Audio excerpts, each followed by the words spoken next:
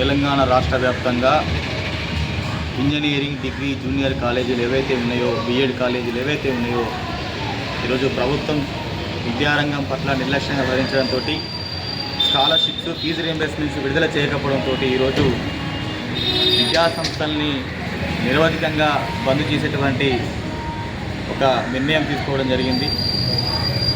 అంటే ఈరోజు ప్రభుత్వ విద్యా వ్యతిరేక విధానాలతోటి ఇక్కడ అంతిమంగా నష్టపోయేది విద్యార్థులు. ఆ తర్వాత కేవలము ఫీజు రియంబర్స్మెంట్ ఆధారితంగా, స్కాలర్షిప్ ఆధారితంగా నడిపించేటువంటి బడ్జెట్ కళాశాలలు మాత్రమే. అంటే ఎన్నికల సమయంలో కాంగ్రెస్ ప్రభుత్వం అధికారంలోకి వస్తే విద్యార్థులకు మేము అన్ని విధాలుగా న్యాయం చేస్తామని చెప్పి గద్దెనెక్కినటువంటి రేవంత్ రెడ్డి గారి ప్రభుత్వం ఈరోజు విద్యారంగాన్ని పూర్తిగా విస్మరించి లక్ష్యపూర్త రాజకీయాలకు తెరలేపేటువంటి ప్రయత్నం చేస్తూ ఉన్నారు.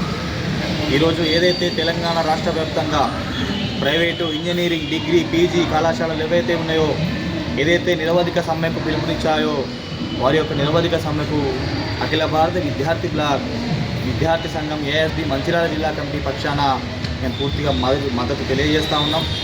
వెంటనే ఇప్పటికైనా ప్రభుత్వం స్పందించి గద్దె దిగి విద్యార్థులకు రావాల్సినటువంటి స్కాలర్షిప్స్, ఫీజు రీయింబర్స్మెంట్స్ విడుదల చేయాలని చెప్పేసి కూడా మేము డిమాండ్ చేస్తూ ఉన్నాం.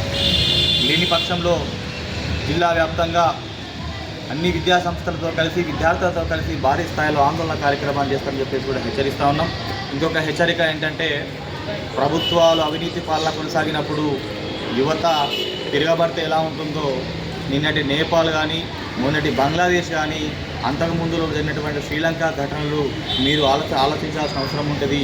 యువత అందరూ కలిసి, విద్యార్థులు అందరూ కలిసి కనుక ఒక్కసారి రోడ్ల మీదకి వస్తే మీ బ్రతుకులు ఏమవుతాయో, మీ అవినీతి పాలనలు ఏమవుతాయని చెప్పేసి కూడా మీరందరూ కూడా ఆలోచించాల్సిన అవసరం ఉంటుంది. ఇప్పటికైనా రాజ్యాంగబద్ధంగా, ప్రజాస్వామ్యయుతంగా విద్యార్థులకు చెందాల్సినటువంటి ఫీజు రీయింబర్స్మెంట్ వెంటనే మంజూరు చేయాలని చెప్పేసి కూడా మేము తీవ్రంగా హెచ్చరిస్తూ ఉన్నాం.